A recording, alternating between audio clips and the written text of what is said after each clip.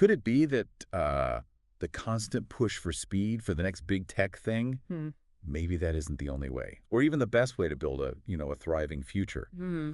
What if actually the most creative path, the most prosperous one, involves slowing down, taking deliberate steps right where we are? It's a compelling thought. Like, are we so focused on driving our economies forward, pedal to the metal, that we're just missing what's actually happening on the ground Yeah. in our own communities? Right. Or is there maybe more potential in choosing to walk? Really engaging with the local scene, building real connections, something actually rooted. That walking versus driving metaphor, Yeah. that it Ooh. really It clicks. does, doesn't it? When you're driving, the focus tends to be efficiency, right? Get there fast. Hmm. The route itself almost doesn't matter as much as the speed. But walking? Well, that forces you to notice things, the little details, the surroundings, the people. Yeah, it suggests a more organic pace, Yeah. more human-centered. And that's the lens we want to use for this deep dive, looking Yeah. at creative economies. We're Hmm. exploring how things are being built, from the ground up. Like those examples you mentioned earlier. Precisely. Initiatives like those amazing sidewalk murals you see popping up in places like Portland, or the artist-owned hubs that are kind of revitalizing parts of Detroit. Mm.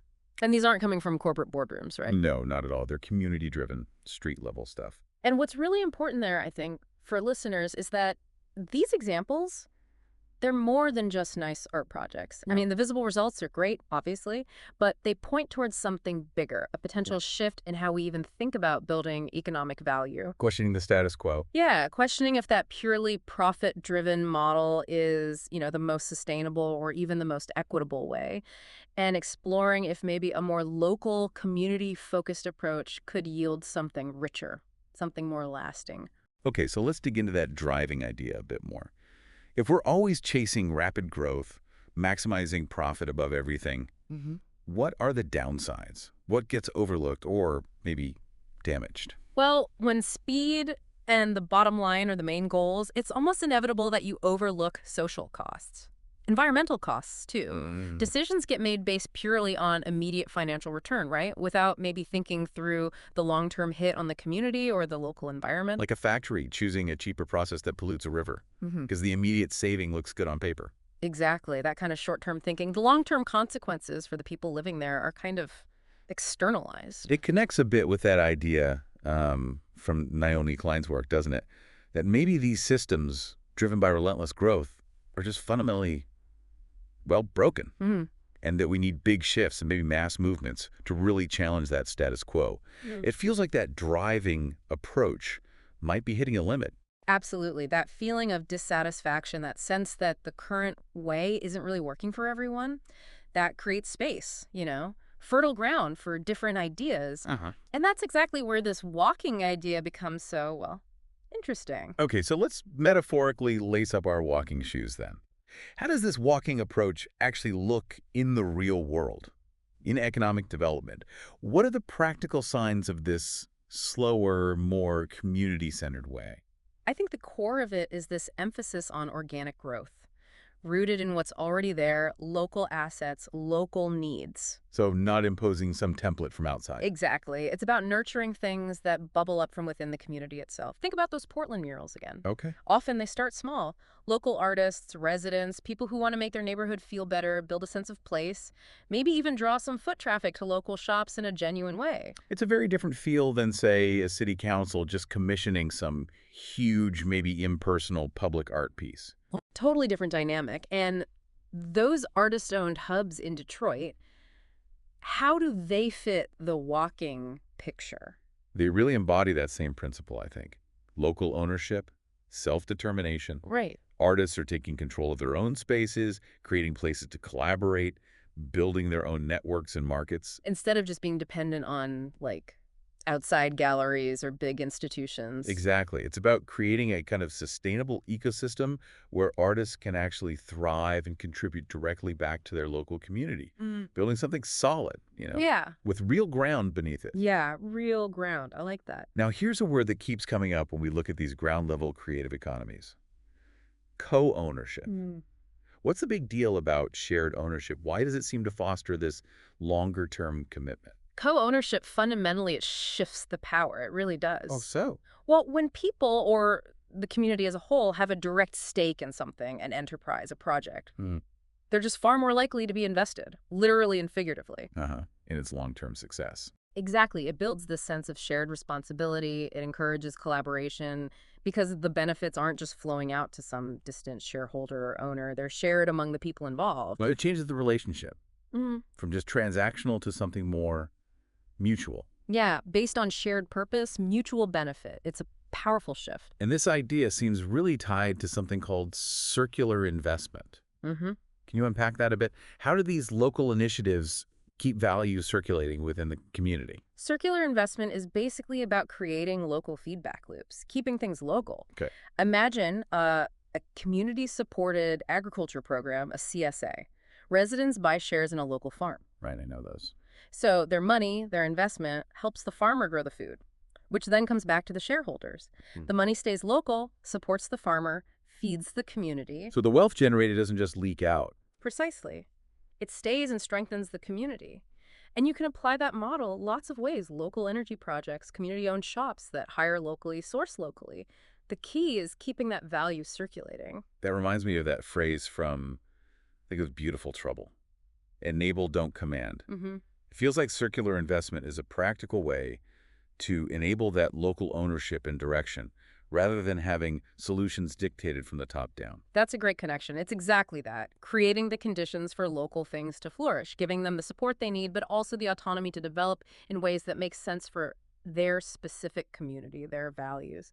Okay, now, we can't really talk about the future without touching on technology, specifically AI. Mm. In this whole walking economy context, can AI be a force for public good? Mm. Or is it sort of inherently geared towards private profit, maybe making things less equal? That is a really, really critical question right now. AI is, well, it's a tool, a powerful one. Hmm. And like any tool, its impact really depends on who's wielding it and why, the intentions, the framework around it. So in a purely profit-driven model, The focus might be on using AI to automate jobs away locally, maybe, or create super personalized products that mostly benefit the big corporations selling them. right. But in a walking approach, the emphasis shifts. How can AI actually empower communities? How can it serve the public good? Can you give us a specific example? How might AI support a walking economy? Okay, think about local food again. AI could potentially help optimize local production, maybe predict demand better for small farmers, help them manage resources more efficiently. All right. Or it could help create platforms that connect local growers directly with local buyers, cutting out middlemen, keeping more profit with the farmer and in the community. Interesting. It could even analyze local environmental data to guide more sustainable farming practices. Hmm. The focus is using AI to support community efforts, not replace the human element or local knowledge. Augmenting, not replacing. Okay. That makes me think of that systems thinking idea, balancing feedback loops. Could AI be a tool for, like, monitoring these local economic systems, seeing if they're working well? That's a really interesting application. A feedback loop, yeah, where the Right. output affects the input. Uh-huh. AI could potentially track resource flows, the impact of local projects, the overall health of the community economy, maybe in near real time, And then use that data. to adjust strategies to Right. see where more support is needed, or maybe flag unintended negative side effects, helping create a more responsive, maybe self-regulating local economy. But the key would be keeping it transparent, right? And community driven. Absolutely crucial. The data needs to be accessible, and the decision-making power has to stay with the community. So stepping back a bit, the ultimate goal here isn't just quick wins, is it? It's about building something that actually lasts, something sustainable. How do co-ownership, circular investment, that public good focus, how do they contribute to that longer vision? Well, by prioritizing that shared ownership, by keeping value local, these models just build a much more resilient foundation and arguably a more equitable one. Less vulnerable, maybe. Less vulnerable to the ups and downs of the global market or the decisions of corporations based thousands of miles away, definitely. And focusing on public good helps ensure that what's being built is actually aligned with the long-term well-being of the community and the environment. It fosters a kind of stewardship, a shared responsibility that goes beyond just next quarter's profits. It almost feels like, and this might sound a bit philosophical, But by shifting away from purely individual profit-first motives, Hmm. we might actually end up with better outcomes for everyone in the long run. Mm. It sort of echoes that Buddhist idea of non-self, Mm. or the emptiness of inherent nature, this idea that we're all interconnected and maybe clinging to a purely separate individual gain Yeah. is, well, maybe not the most productive path. That's a really insightful parallel. Those ideas, from sources looking at mindfulness or the journey itself, they do suggest our well-being is deeply tied to others, to our environment. Mhm. So applying that to economics, yeah, maybe letting go of just relentless individual accumulation and embracing a more connected, community-focused approach. Maybe that does lead to more balanced, more sustainable systems. And circling back to our examples, Portland, Detroit, these walking economies are so deeply tied to specific places, specific communities. How important is that local grounding for their authenticity, their relevance? Oh, it's absolutely fundamental. That local context is everything. Why? Because it allows for creative expression for economic activity that's directly relevant to the unique history, the culture, the actual needs of that specific place. So a mural in Portland reflects Portland. Exactly. It reflects the spirit of that neighborhood in a generic, mass-produced thing never could. Same for Detroit. The art, the innovation coming out of there is shaped by the city's unique story, its ongoing changes. That deep connection to place makes it feel more authentic, more meaningful. Definitely more meaningful to the people who actually live there. It resonates. It's almost like tapping into the past experiences for the benefit of all, like one source mentioned metaphorically, Hmm. but doing it at a community level, valuing the history, the local skills, the culture as you build something new. That's a lovely way to put it. Yeah, recognizing and using the unique assets and experiences of a place to create something valuable now, something that connects. Okay, but let's be realistic too. Building these kinds of community-centered economies, Mm-hmm. it's not going to be easy, right? Yeah. What kind of hurdles do these local initiatives usually run into? Oh, there are definitely challenges. Funding is often a big one. Getting resources for small community-led projects can be tough. Bureaucracy too, I imagine. For sure. Navigating complex regulations, paperwork, that can be really hard, especially for volunteer groups. And sometimes there's pushback from established interests who kind of like things the way they are. The status quo defenders. Right, and just building broad community support, making sure these initiatives are genuinely inclusive and fair, that takes constant effort. Communication, addressing power dynamics. And as Fanon pointed out in his work, ensuring people understand and support these movements often requires real political education and engagement Mm. within the community itself. Exactly. It requires groundwork, dialogue, building shared understanding. It doesn't just happen automatically. Okay, so let's try and bring this all together. If someone's listened this far, what are the key insights you hope they take away from this deep dive into walking creative economies? I think the core message is really about the power and potential in slowing down, in focusing on building value from the ground up, right in our local communities. Remember the key elements: shared ownership, how that builds commitment and fairness, Right. circular investment, keeping value local to build resilience. The potential for tech, like AI, to actually help if we guide it ethically towards community needs. Yes, exactly. And maybe above all, the profound value of grounding everything in the unique character, the culture, the context of a specific place. So maybe the most innovative path forward isn't always the fastest one or the flashiest technologically.